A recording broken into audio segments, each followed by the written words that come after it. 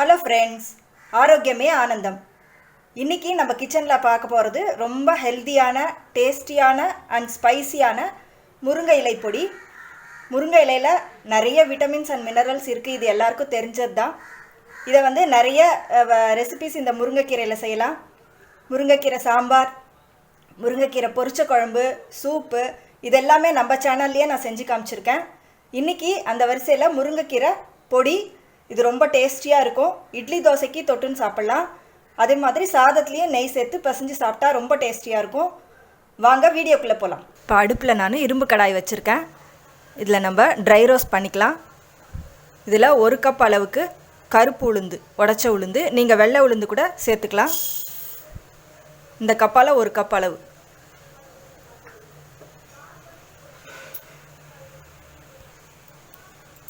அதே கப்பில் 3/4 கப் அளவுக்கு கடலைப்பருப்பு,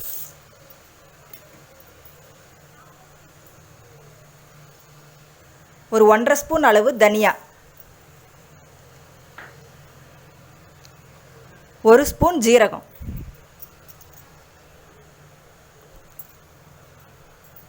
இது எல்லாத்தையும் நல்லா வறுத்து எடுத்துக்கலாம்.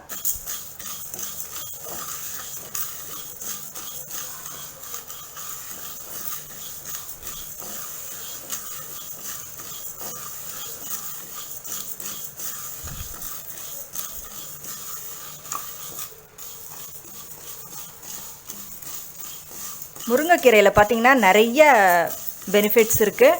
இது எல்லாருக்குமே நிறைய பேருக்கு தெரிஞ்சது தான். Iron, calcium, vitamin, fibre, protein எல்லாமே இருக்குது. அடிக்கடி இதை நம்ம உணவில் ஏதான ஒரு ஃபார்மில் சேர்த்துக்கணும்.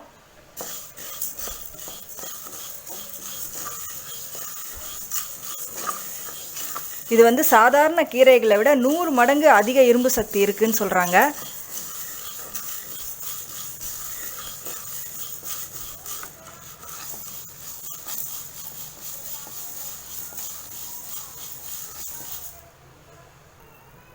நான் இப்போ பருப்புகளை வேறு பர்னரில் மாற்றிருக்கேன்.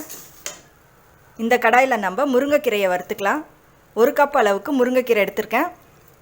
இது நல்லா தண்ணியில் நல்லா அலசிட்டு ஒரு கிச்சன் கிளாத்தில் இதை ஆற போட்டு எடுத்து வச்சு, கொஞ்சம் கூட தண்ணி இல்லாமல் எடுத்து வைக்கணும். வெயிலில் காய வைக்கக்கூடாது, நிழலில் தான் காய வைக்கணும். அப்போ தான் இதோட ஃபுல் பெனிஃபிட்ஸும் நமக்கு கிடைக்கும். இதை சிம்மில் வச்சு வறுத்தா நல்லா சரசரன்னு சத்தம் கேட்குற அளவுக்கு வறுக்கணும். நம்ம பருப்பு வறுப்படுறதுக்குள்ளே இதுவும் சைமல்டேனியஸாக வறுத்துடலாம்.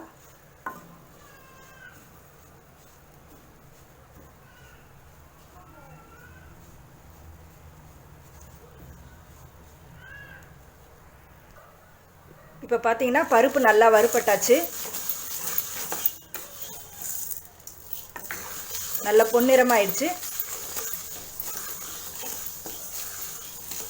இப்போ இதை எடுத்துடலாம். இப்போ நான் 1 ஸ்பூன் எண்ணெய் விடுறேன்.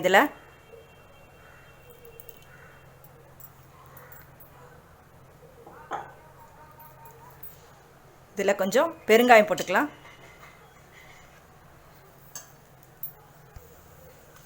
பெருங்காயம் கொஞ்சம் பொரிஞ்ச உடனே மிளகாய் சேர்த்துக்கலாம்.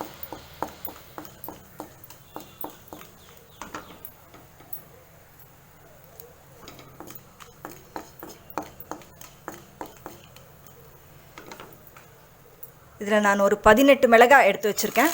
உங்கள் காரத்துக்கு தகுந்த மாதிரி நீங்கள் கூட்டி குறைச்சி போட்டுக்கோங்க. இதை நல்லா வறுத்து எடுத்துக்கலாம். இது கூட கொஞ்சம் கல்லுப்பு சேர்த்தா நல்லா வதங்கும், நெடி இருக்காது. இதை நல்லா வறுத்து எடுத்துக்கலாம்.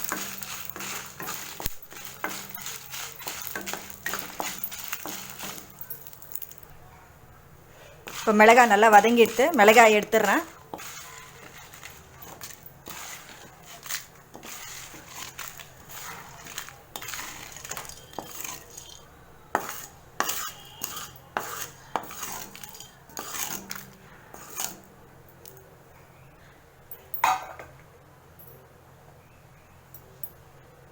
அதிலே கொஞ்சம் எண்ணெய் விடுறேன்.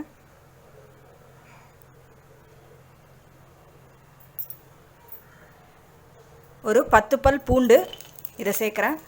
பூண்டு ஆப்ஷனல், உங்களுக்கு பிடிக்காதுன்னா பூண்டு அவாய்ட் பண்ணிடலாம். பூண்டையும் நல்லா செவக்க வறுத்து எடுத்துக்கணும்.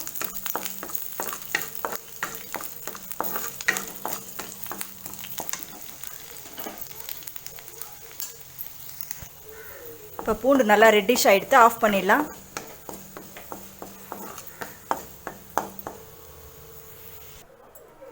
இப்போ நம்மளோட முருங்கை இலையும் நல்லா வறுப்பட்டாச்சு. சத்தம் கேட்குதா? அந்த அளவுக்கு நம்ம வறுக்கணும். ஈரம் இருக்கக்கூடாது, ஈரம் இருந்தால் சீக்கிரம் கெட்டுடும். இப்போ நான் வறுத்த பொருள்லாம் இங்கே வச்சுருக்கேன். இது கூட 1 டீஸ்பூன் அளவுக்கு ஆம்ச்சூர் பவுடர் சேர்த்துக்கலாம்.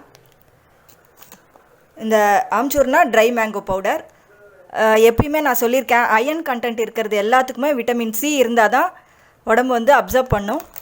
அதனால தான் நான் ஆம்ச்சூர் பவுடர் சேர்த்துருக்கேன். நீங்கள் வந்து புளி சேர்க்கலாம். இதில் புளிக்கு ஆம்ச்சூர் பவுடருக்கு பதிலாக புளி சேர்த்தும் அரைக்கலாம். உங்களுக்கு எது விருப்பமோ அது செஞ்சுக்கோங்க. தேவையான அளவு கல்லுப்பு இது சேர்த்துட்டு நம்ம மிக்சியில் கொஞ்சம் கோர்ஸாக அரைச்சிக்கலாம். அது வந்து வாயில் கடிப்படும் போது ரொம்ப டேஸ்ட்டாக இருக்கும். ஃபஸ்ட்டு பருப்பு, மிளகாய் இதெல்லாம் அரைச்சின்ட்டு அதுக்கப்புறம் முருங்கை இலை, பூண்டு அது ரெண்டுத்தையும் போட்டு அரைச்சிக்கலாம். இப்போ இதை மிக்ஸி ஜாரில் சேர்க்குறேன்.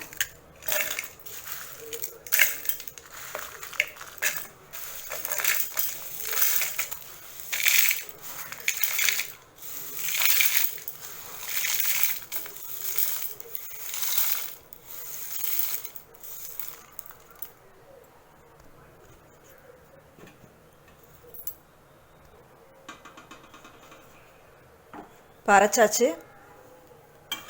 70 to 80% அரைச்சிருக்கேன். இதில் நம்ம முருங்கை இலையை சேர்க்கலாம்.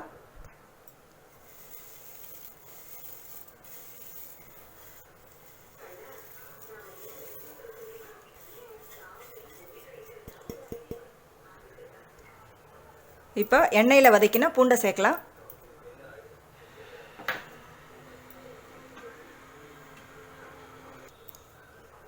இப்போ இதை அரைச்சாச்சு.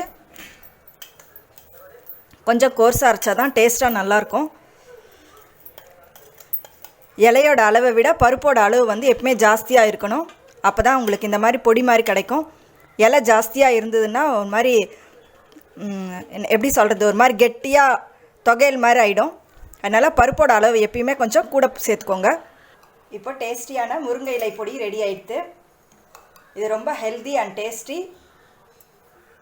நீங்களும் செஞ்சு பாருங்கள். எப்படி இருந்ததுன்னு உங்கள் கமெண்ட்ஸில் சொல்லுங்கள். தேங்க்யூ.